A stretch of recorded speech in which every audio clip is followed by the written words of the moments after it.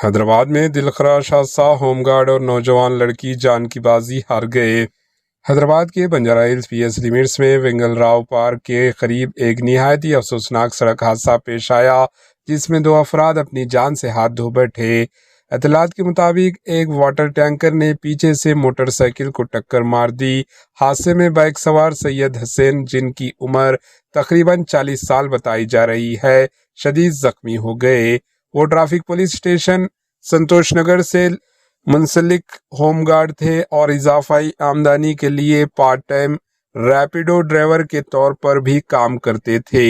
حادثے میں ان کے ساتھ بیٹھی 20 سالہ اکشتا، جو وجے نگرم کی رہنے والی تھی، شدید زخمی ہو گئی۔ دونوں کو فوری طور پر نیمس ہسپتال منتقل کیا گیا، جہاں دوران علاج انہوں نے دم توڑ دیا۔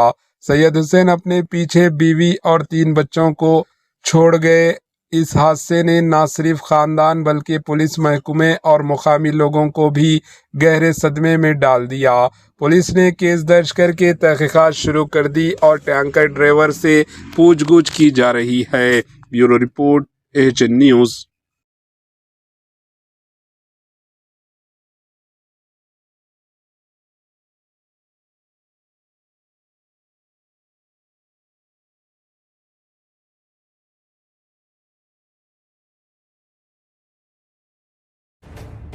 AHN نیوز کے YouTube چینل کو سبسکرائب کریں اور بیل آئیکن کو دبانا نہ بھولیں تاکہ آپ کو ہر نئی آنے والی ویڈیو کا نوٹیفیکیشن بر وقت مل سکے۔